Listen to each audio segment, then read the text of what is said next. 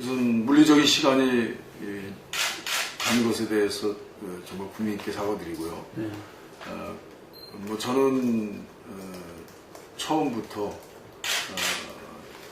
제가 나가든 아니면 저와 비슷한 생각을 하는 사람이 나가든 저희들이 나가야 될 공간에 우리들이 책임져야 될 공간에 우리가 자리를 잡아야만 당인으로서 하는 일이고 또 그동안 당으로부터 많은 우리 생명줄 같은 도움을 받은 우리로서는 이 시기에 해야 될 일이다.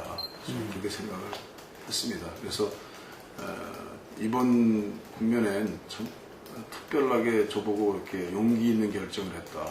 정말 박수를 보낸다. 뭐 이런 말씀을 하시는데 저는 뭐 그런 말씀 중에서는 고마운 점도 있지만 참 한편으로는 좀 처량한 생각이 좀 들었습니다.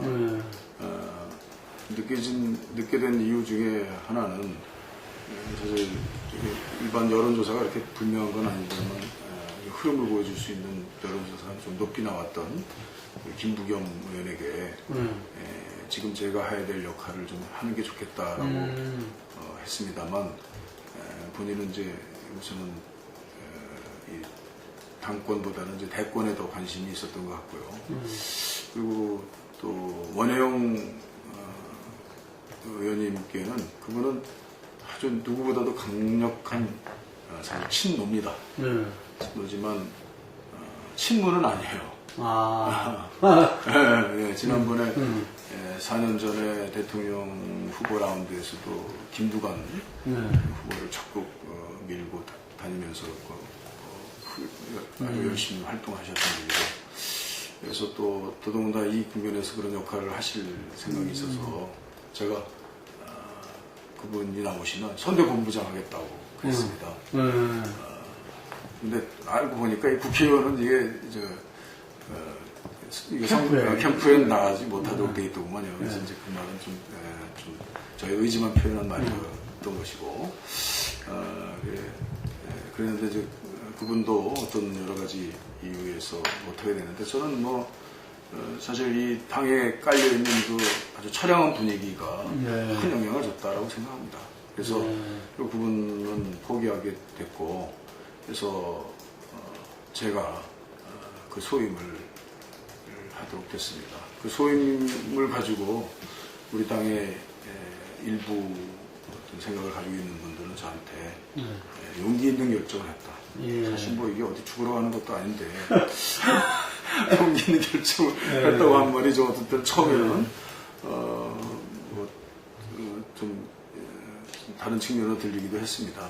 뭐 저를 격려하는 말씀으로 가장 좋은 선택의 말이었다고 생각을 하고, 그래서 감사드립니다만, 그러나 우리 당의 이런 분위기는 반드시 대선 전에는 격화돼야만 우리가 대선에서 이길 수 있다. 정말 그것이 하나의 바로미터다. 그래서 저로서 이 당권 라운드에서 저로서 이것이 끝이 나고 대선 이 판에서는 결코 이런 것이 지속되면은, 그러니까 한 사람 나오는데 나머지 사람은 다 이제 뭐 나와봐야 뭐 들러리실 것 같고 이미 결정되는 것에 이름만 올릴 것 같으면 누가 나오겠습니까? 그런 식의 분위기가 계속 된다면 그것은 우리 당이 대통령의 가능성 있는 대통령 후보를 만들어내는 그 산실의 기능은 이제 사실 없어지는 거 아니냐, 그런 생각을 합니다. 아주 절박한 심정으로 이 당대표 출마를 결심했다 봐야 되겠네요. 예.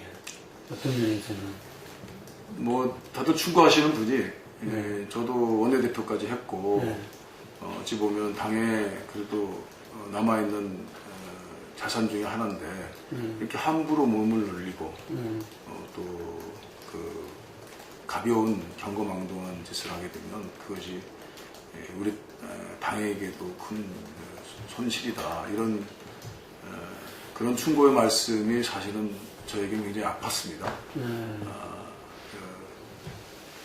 우리 김종인 대표께서 그런 말씀을 해주셔서 감사드리고, 그러나 그 역사적 책무가 그래도 이 당이 죽어가는 당, 침체되어가는 당, 그런 당의 어떤 기운을 저의 어떤 하나의 조금 경거망동해 보일 것 같은 그런 짓에 의해서라도 그것이 좀 활성화되고 포물선의 국면을 만들어 나갈 수 있다면 저는 기꺼이 하겠다 그런 생각입니다. 대통령 승리의 가능성이 있는 공간입니다. 지금 이 시기라면 나머지 세 분의 그 흐름으로 하면은 아마 국민들은 뭐 포기야 안 하시겠죠. 그러나 이거 참 힘들어가는 거 아니냐 이런 그런 생각들을 하실 분들이 많을 겁니다. 근데 그래도 저로서 저와 같은 생각을 가지고 있는 영역에 뭐 원혜영, 김부겸 또 이런 분들이 좀 나와서 역할을 하는 그 공간에서 뛰면은 그것들이 많이 해소되고 또 없어질 수도 있다고 생각합니다. 사실 저만이 지금 이 흩어지고 상처받고 갈라진 이 분당의 위기를 극복하고 대통령 선거를 앞두고 야권 통합을 만들어낼 수 있는 가능성 있는 사람이다. 저는 그렇게 자임하고 있습니다. 바로 그 공간입니다. 야권이 통합돼서 뭐 반드시 통합만 된다고 해서 정권 교체가 되는 건 아니겠죠. 그러나 정권 교체 한 말 더 가는 그 도상에 제가 바로 그 길목을 지켜서 빨리 그쪽으로 가라고 우리 국민들, 당원들 길을 인도하고 이렇게 안내할 자신 있는 그런 바로 그 대목입니다. 뭐 제가 이런 말을 하고 싶습니다. 만약 제가 대표가 되면 저는 정동영, 천정배 우리 고문 다 모시고 오겠습니다. 당에 우리 당이 주도하거나 같이 일부가 돼서 야권 통합의 라운드에서 대통령을 만들어내는 라운드에 저는 그 두 분을 반드시 참여시키겠다는 그런 각오입니다. 그래도 될까 말까입니다. 그거 안 되면 저는 사실 대통령 힘들어지는 거 아니냐. 그러면 이제 저는 궁극적으로 안철수 전 대표도 야권의 힘의 하나의 요소가 되어야 된다고 생각합니다. 그래서 그분이 되든 안 되든 어떻든 간에 야권 통합의 하나의 큰 요소가 돼서 이번 대통령 선거의 제전은 4년 전에 그런 분열적 구조로서는 안 된다. 그냥 어느 한쪽의 양보만으로 되지 않는 것이고 그때도 사실 그 개파 패권에 대한 것이 남았습니다. 그때 그 개파 패권이라는 것 그냥 한쪽이 무조건 양보해서 안 됐다기보다는 개파 패권이라는 것이 그 중요한 요소가 됐기 때문에 마지막 호남에서도 힘을 발휘해서 90%의 어떤 지지를 보내주셨지만 그 시기나 뭐 이런 점에서 여러 가지 좀 부족했던 그 바로 100만 그것이 우리에게 큰 한이 되지 않았습니까? 또 야권 통합의 무대에 문재인 대표는 빠져라 그 얘기 아닙니다. 어디에는 보면 제가 문재인 대표를 지금 반대한다고 그러는데 저는 지금의 이 현상에 대해서 문제를 제기하는 것이죠.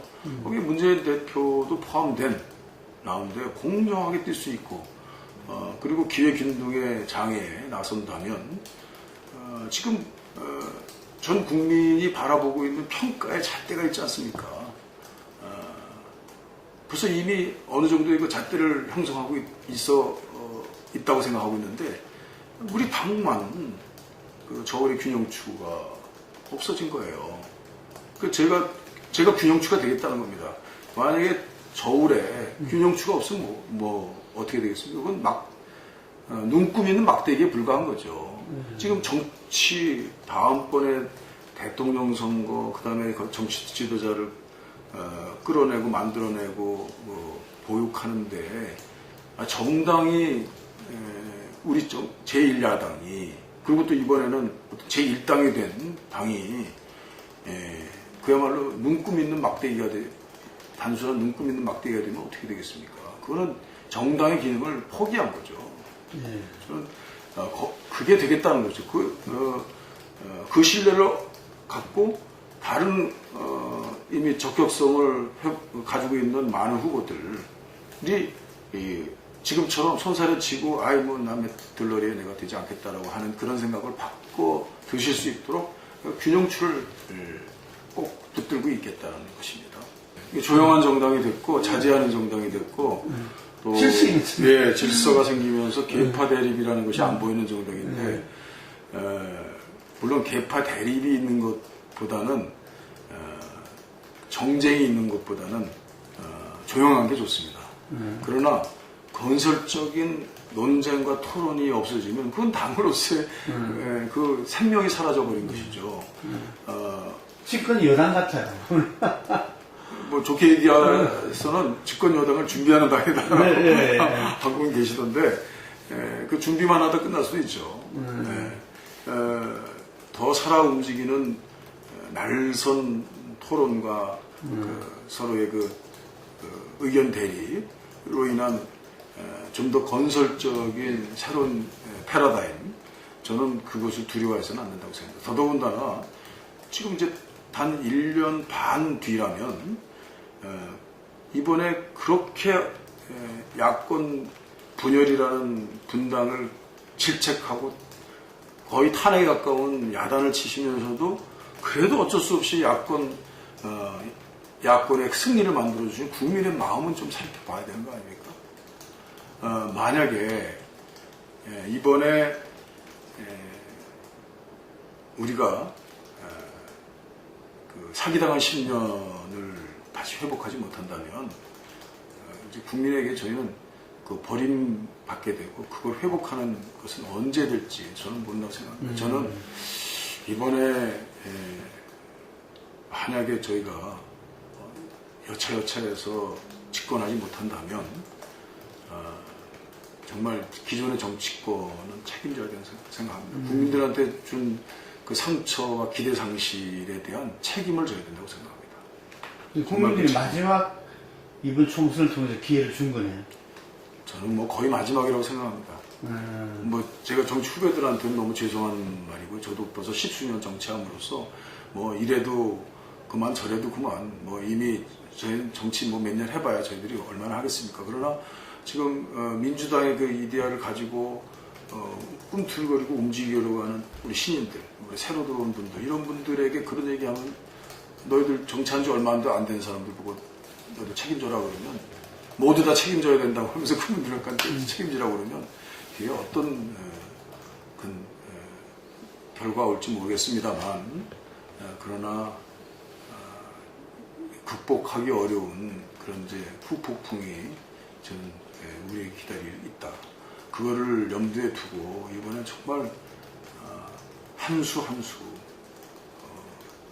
조용한 경선이 되지 않도록 뛰고 움직여야 된다 이런 생각입니다. 제가 그 앞장에 깃발을 들고 나섰기 때문에 이제는 좀 그래도 그런 거에 대한 논의도 하고 논쟁도 하고 또 분명히 움직일 수 있는 기회가 생겼다. 그리고 뭐 제가 뭐라고 제 하나 나왔다고 해서 무슨 계파 대립이 다시 없었던 대립이 생기고 그러겠습니까?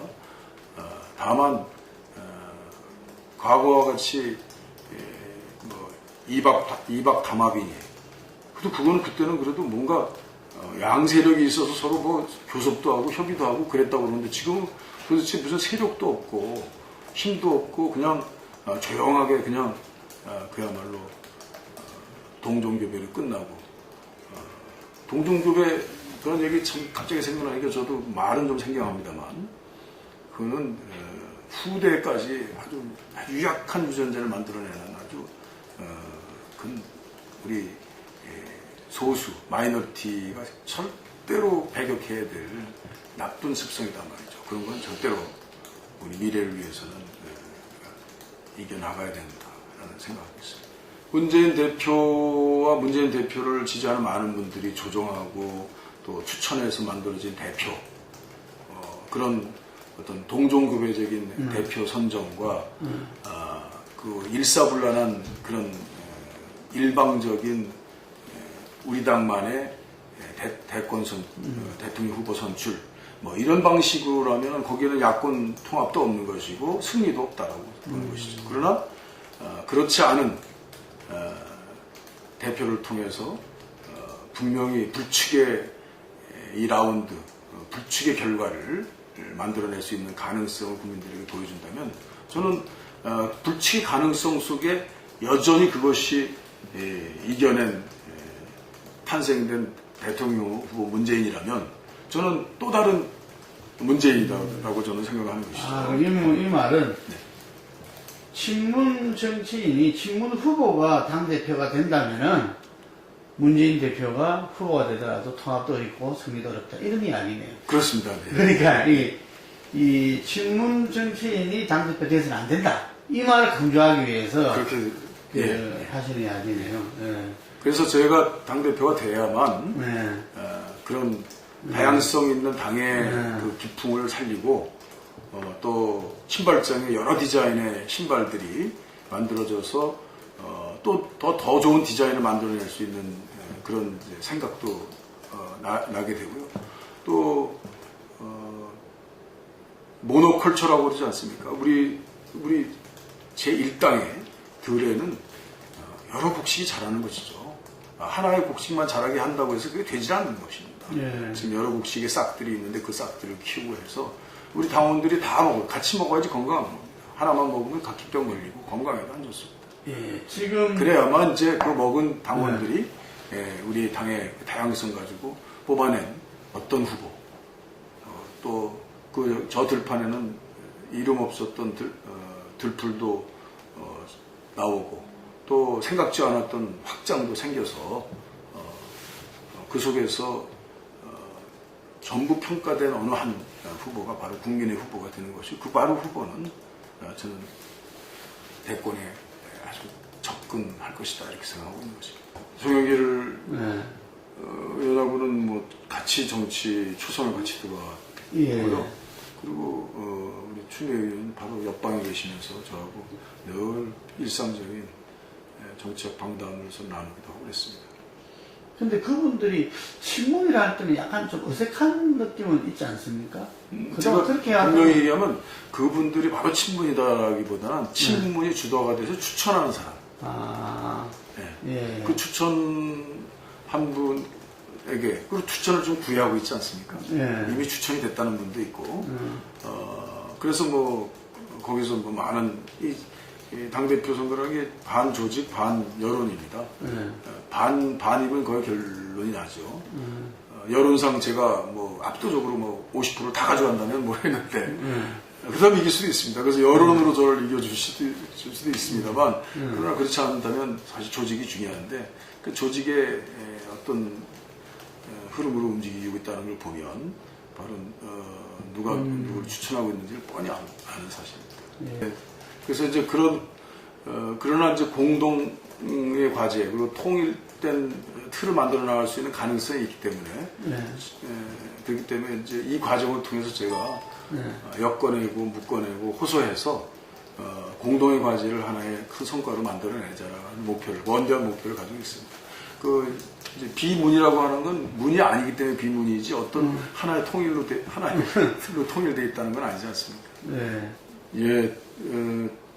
뭐 제 나름대로는 자신을 가지고 지금 이제 고요히 흐르는 우리 당의 이런 처량한 그 판을 제가 판가리를 하면서 판을 뒤집음으로써 지금 다 350분이면 그동안 우리 오래 정치를 해오신 어떤 다 자기관이 있으신 지도자들이죠. 리더들이기 때문에 그분들이 그 판가리에 관한 그런 이제 그 아주 돌풍을 저는 충분히 느끼실 거라고 생각하고요. 또 일부 많은 분들은 거기 동참해 주시는 분도 있습니다. 그래서 지금은 뭐 다수는 아닙니다만 그분들이 서로 또 뜻을 나누고 또 퍼뜨려서 최소한 이종거리가 그래도 본선에서는 뛸 수 있도록 해 주실 것이다. 그런 확신을 가지고 있습니다. 뭐 제가 대표가 돼서 그 대통령 후보 경선 이제 관리자가 된다면 바로 그 점에 있어서는 가장 큰 도움이 될 거라고 생각합니다. 가장 공정한 경선의 책임자로서 저는 호남에서 제일 가장 신뢰성 있는 당사자로 저를 주목해 주시지 않겠나 그런 생각을 하고 있습니다. 뭐 그것만으로 호남 민심이 전부 돌아온다고 볼 수는 없겠죠. 그러나 그런 연습을 그런 과정을 이제 겪어 나갈 때 지금 상처받고 또 뒤틀린 그런 민심이 다시 이제 오시지 않겠나 생각하고 있고요. 저도 이제 많이 다녔습니다만 그 총선 때 생겼던 아주 우리한테 충격적인 그 상황이 시간이 가면서 좀 회복된다고 생각하시는 건 오산입니다. 오히려 더 그것이 구체화되고 있고요. 또 확산되는 조짐도 있습니다. 이 더불어민주당이 너무 안이한 그냥 근거 없는 낙관론에 빠져 있는 것도 제가 이번 그 전당대회에 나와서 좀 경고하고 말씀드려야 될 대목이다 이렇게 생각합니다. 네, 그것은 바로 당선 가능성이 높은 후보. 누가 보더라도 이번에 대통령 선거에 이렇게 국민들이 지지해주고 만들어주는 구조. 그야말로 박근혜 정부의 불소통. 이제 우리 김대중 대통령께서 만들어 놓으신 남북 분단의 그 아픔을 평화 통일로 그리고 또 이 동북아 문제에 관한 아주 굳건한 평화의 문제 이런 문제를 사실 그냥 무능과 불소신으로 헌시짝같이 내버린 그런 박근혜 정부입니다. 그리고 뭐 경제 문제에 관해서는 이건 뭐 이제 더 이상 얘기할 게 없지 않습니까? 스스로가 지금 경제 위기라고 그러면서 스스로 이렇게 힘들어졌다고 그렇게 얘기하고 있기 때문에 그렇습니다. 그런 그 박근혜 정부의 이 대한민국 추락의 현상을 우리가 극복할 거는 이제 야당밖에 없다라고 하는 생각들이 굳어져 가고 있습니다. 그런데도 불구하고 이런 판에도 우리가 승리할 수 있는 대통령 후보를 못 내는다면 그거는 역사에 죄를 짓는 겁니다. 이게 무슨 잘하는 것이 우리 칭찬받기 위한 것이 아니라 우리가 최소한도 우리의 역할, 의무, 우리가 가지고 있는 책무를 다 해야 되는 이 절체절명의 순간, 이 순간에 우리의 역할을 우리 호남인들은 저희들한테 요구하는 것입니다. 그 정도의 운달. 어찌 보면 우리가 스스로 다 대통령 되겠다고 그러는 거 아니지 않습니까? 각자가 정말 좀 마음을 가볍게 하고 정말 국민이 원하는 바가 뭐다, 국민이 반하는 인물이 누구다 라는 거를 왜 우리가 모르겠습니까? 거기에 그 작은 소소한 이해관계, 소소한 그런 자기 문제들은 좀 우리 더불어민주당은 개인적으로는 다 좀 한번 내려놓고 국민 속에 들어가서 해야 된다. 그것을 바로 호남인들은 요구하고 있고요. 호남인들은 이번엔 실수하지 말고 하라라는 것이죠. 제가 그 산사에 계실 때 찾아뵙기도 하고 이번 원내대표 끝나고도 한번 찾아뵙습니다. 그래서 한 서너 시간 오랜 시간 대화도 나눴고 이번에 지난 며칠 전에 해남 땅끝마을에서 손 대표님의 좋아하는 손 대표님을 좋아하는 문화예술인들과 윤재걸 시인이나 정말 너무 좋은 그런 저녁이 있는 문화 행사를 하셨어요. 제가 갔습니다. 거기도 참석하셨어요? 예, 했습니다. 그럼 현장에서 들으셨겠네요. 네, 다 들었습니다. 거의 한 1시간 반 넘게, 한 2시간 가까이 있었던 그 문화 행사를 보고, 그분들이 우리 손 대표님한테 대한 정과 사랑과 그 다음에 관심 뭐 이런 것들이 이렇게 묻어나는 행사였는데요. 그것을 통해서 보면 우리 손학규 대표께서 참 저녁이라는 걸 참 꿈꿔오셨어요. 그리고 저녁이 있는 삶을 많이 생각해 오셨어요. 바로 그것은 복지이자 문화사회라는 생각이 들었습니다. 그런데 우리 더불어민주당은 아직 전역을 생각할 겨를이 없습니다. 너무 거리에 큰 차이가 있습니다. 저는 이번에 전당대회를 통해서 아침이라도 만들어야 된다. 그리고 새 아침을 만들어야 된다. 그리고 새 아침을 만드는 저희가 빨리 정말 손 대표님의 그 복지와 문화사회에 접근할 수 있는 그런 전역을 우리가 이해하고 만들어 나가는데 우리가 깊은 공감을 해야 된다. 아침이 없으면 저녁도 없습니다. 그 즈음에 저는 손 대표님은 아마도 저희 당에 그 가지고 계신 많은 자산 그리고 또 많이 쌓인 자산을 함께 하기 위해서 들어오실 거라고 저는 확신합니다. 예, 확신합니다. 그렇게 해야만 되고요. 그렇지 않으면 이번 대통령 선거 승리하는데 그분의 그 자산이 그분이 뭐 대통령 후보가 된다라기보다는 대통령 후보가 될 수도 있는 거겠죠. 그러나 그것보다는 그 자산이 모여져서 그 모여진 자산 속에서 누구 하나가 후보가 될 수 있는 그런 우리의 폭넓은 확장된 야권의 전부의 모든 마음이 모아지는 그런 이제 더불어민주당의 중심이 되는 또는 하나의 요소가 되는 대권판이 열려야 된다. 그런 생각입니다. 누구보다도 지금 거론되는 우리 세 분에 비해서는 제가 경쟁력이 있다, 더 가능성이 있다고 생각하고 저 개인의 생각은 의지는 저희 모든 힘을 던져서 다 이루겠다는 생각입니다. 그렇게 되면 더 큰 가능성이 있다고 생각하고 있고요. 정말 단단합니다. 야권 통합 없이는 대선 없습니다. 그리고 또 야권 통합된 그 힘에 더 확장되는 힘이 있어야만 저는 이번 대선 이길 수 있다 생각합니다. 국민들이 그렇게 지지와 관심을 보내주시지만 우리가 벌써 잊었습니다. 점점 기울어진 운동장이라고 그러지 않습니까? 이번에 총선에 기적 같은 일당이 됐다고 하지만 그것이 우리의 상시적인 힘과 기준은 될 수 없습니다. 이번 이제 3당 구조에서 그 야권 승리가 있었지 않습니까?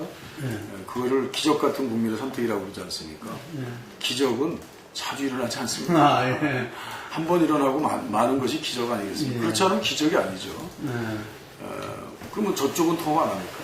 저는 뭐 이런 그냥 가정입니다만 우리 반기문 그 유엔 사무총장이 뭐 지금 여론조사 지도가 높지 않습니까? 그거 무시할 수는 없는 거 아니겠습니까? 반기문 총장이 그 더 넓은 여권의 힘에 어느 한쪽에 그 소리 없이 저는 들어올 수 있다고 봅니다. 그래서 제3의 후보가 되는 겁니다.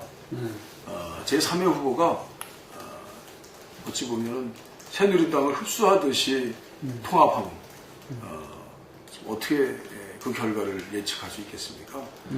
저쪽은 통합 안 합니까? 우리가 지금 우리만 통합이 있는 것이 아닌데 우리도 통합하지 못하는 것은 그건 어찌 보면 경쟁의 구조에서 자격이 없는 것이죠. 저쪽도 통합을 한다는 걸 가정을 하고 우리가 같이 그 국민의 뜻을 물어봐야 되는 거 아니겠습니까? 가장 어려운 경우를 가정해야 되지 않겠습니까?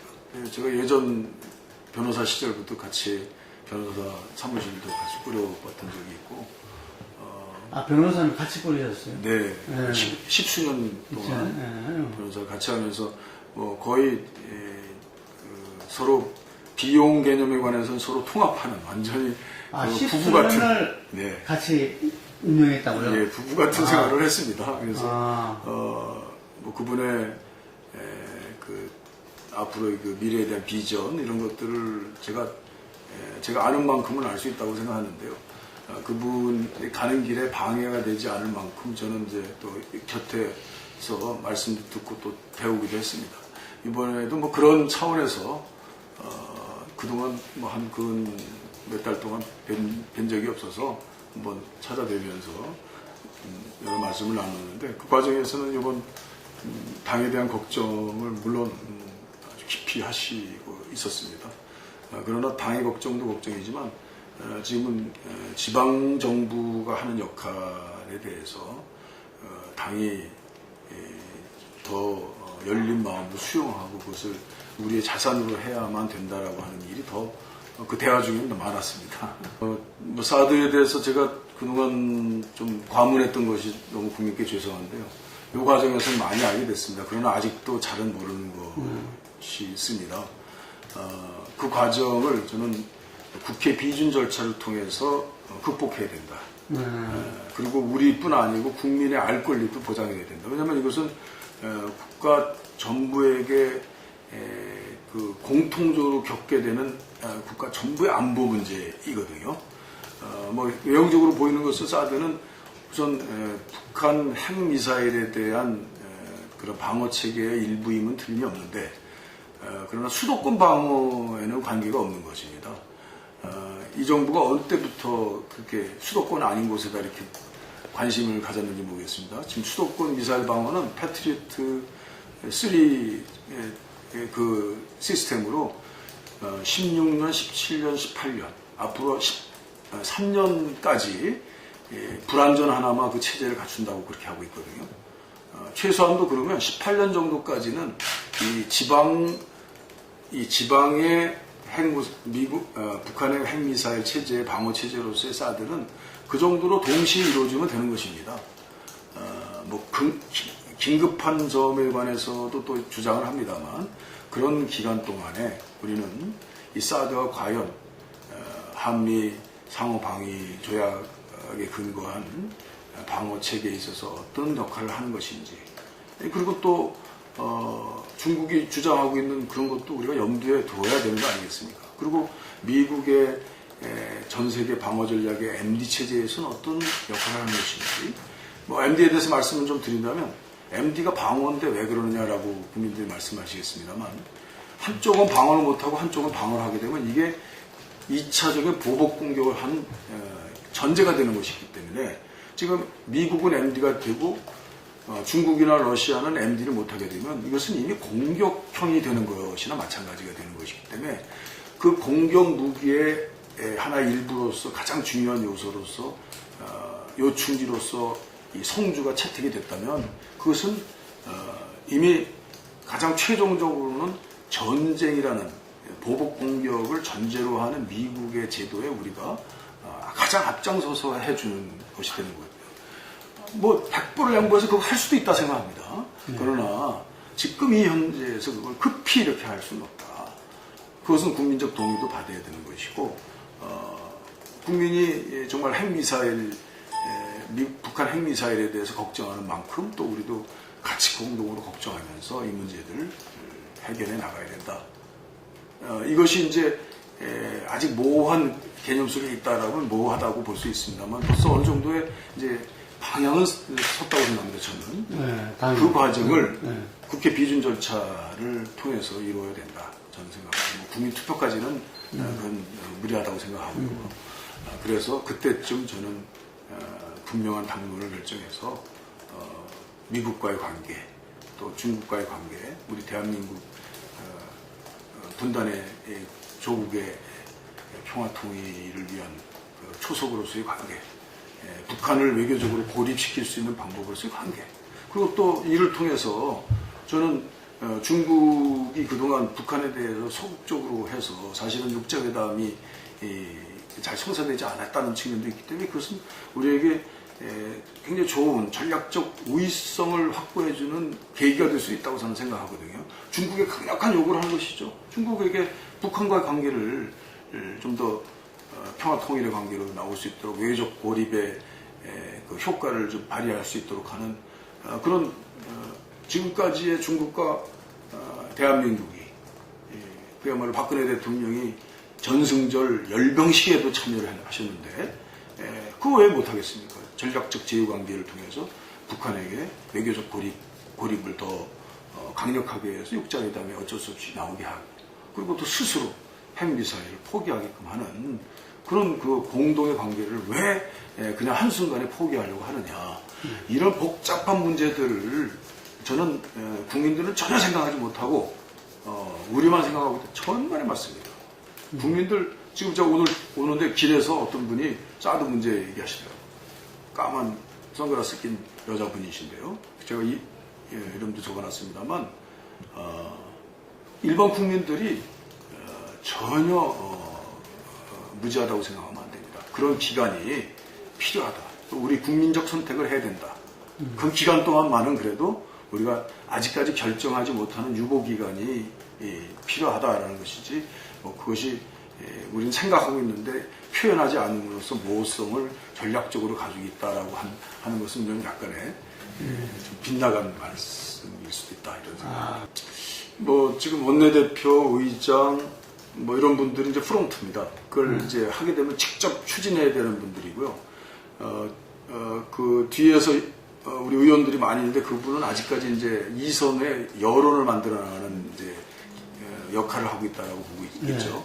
근데 지금 아직 여론의 과정이기 때문에 당연히 그 앞에 있는 분들이 그냥 무조건 하겠다라고 이렇게 주장하는 것 자체는 좀 어렵습니다. 제가 원내대표를 했던 사람으로서. 그런데 다만 이제 그 여론을 형성해 나가는 과정과 그 직접 추진의 단계로 들어가는 과정에는 큰 차이가 있다고 생각하고요. 당장 지금 추진할 수 없다라고 하는 신중론은 사실 그는 개헌이 가지고 있는 무게를 비춰볼 때 하기 어렵다라는 거와 비슷합니다. 그러니까 이제 어느 정도 그 뭉쳐진 여론에 의해서 이제 당장 추진한다. 당장이라는 것은 한 1년 내입니다. 그러니까 대략 지금 대통령 재임 시기라고 보면 되겠습니다. 물론 그 발효 시기라든지 이런 것들은 좀 조정할 수 있겠습니다만 1년 이내에 그것이 될 수 없으면 그거는 사실은 이제 여론을 하나의 이제 입장과 그 필요성을 이제 강구하는 어떤 그 국회의 담론을 형성하는 이제 그런 과정이라고 볼 수 있는 거고요. 지금 당장 할 수 없다면 어려운 것이다라고 생각하는 게 맞겠습니다. 그런 면에서 볼 때 지금은 좀 당장 하기 어려운 그런 이제 객관적 구조인 것만은 틀림이 없습니다. 제가 대표가 되면 이제 이 점에 관해서 분명한 생각을 해야 된다고 생각하는데요. 몇 가지 조건이 있습니다. 우선 지금 다수 이제 1차적으로 다수가 됐고 대통령 권한을 가지고 있는 그 여당이 우선 이제 임기 단축을 하거나 국회의원 임기 단축을 해서 그 국회의원 총선기를 앞당긴다는 어떤 정책 결단이 사실 필요합니다. 그것이 가능하면 바로 이제 시작할 수 있다고 생각합니다. 1년 이내에 논의를 할 수 있다고 시작하는데요. 거기에는 이원 집정부제와 그 다음에 분권형 대통령제인데요. 그것은 하나의 선택밖에 안 돼요. 대통령제로 가느냐, 이원 집정부제는 그건 의원내각제와 마찬가지입니다. 그러니까 의원내각제로 가느냐, 대통령제로 가느냐에 분명한 어디로 결정하는 것을 따르겠다라고 하는 합의가 있어야 됩니다. 그 두 가지가 우선 정치 체제에서는 개헌의 과제이고 그것이 우선 전제가 되어야 된다고 생각합니다. 시기와 중요한 내용에 관해서 일단 결정되는 대로 따르겠다라고 하는 합의가 이루어져야 된다는 것입니다. 그 말도 충분히 가능합니다만 제가 또 말씀드린 것처럼 당장이라는 건 1년 이내에 이제 개헌이 돼서 개헌 직접적인 절차가 진행되지 않는다면 말하자면 1년이 벗어나는 신중론이라면 그것은 지금은 할 수 없다라고 하는 것을 부정론으로 봐야 됩니다. 이게 박근혜 대통령 시기에는 어렵다는 얘기죠. 그 다음에 다음 정부 때 또 처음에 초기 시간을 지나오면 또 마찬가지일 거잖아요. 그렇게 됩니다. 그러니까 우선 그 두 가지가 의원내각제로 할 것이냐. 근데 서로 긍정, 부정의 요소들을 다 가지고 있지 않습니까? 그리고 또 그때 국민적 여론에 따라서 이쪽 정치적 세력은 대통령제가 유리하고 이쪽은 의원내각제가 유리하고 서로가 달라지지 않습니까? 그것을 결단하는 양체제의 입장에 그 일치가 있어야 된다고 생각합니다. 그래서 어렵다는 이야기가 많이 나옵니다. 네. 저는 대다수의 정권 교체를 희망하는 우리 당원들이 스스로 탈각되고 깨어나올 때는 저를 선택해 주시라고 생각하고 그분들이 저의 목표이자 저의 선생님이라고 생각하는데요.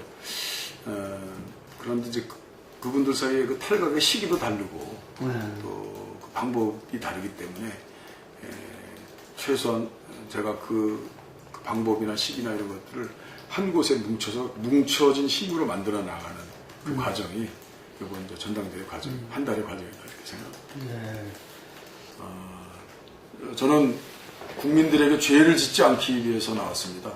국민들이 바라고 국민들이 여망하는 정권 교체, 우리 개혁 진보 진영의 우리 민주당, 더불어민주당의 주체가 되고 요소가 돼서 대통령을 만들어서 그 대통령의 힘으로 무너진 나라, 떠나고 싶은 나라, 헬조선을 극복하고 우리 정권에서 그렇도록 바라고 있는 평화통일, 통일의 요체, 그리고 이 주변에 평화가 유지되는 나라의 미래를 반드시 우리가 쟁취하겠다는 그런 뜻으로 당 대표에 나왔습니다. 우리 국민 여러분 많이 지켜주시고 성원 부탁드립니다. 감사합니다.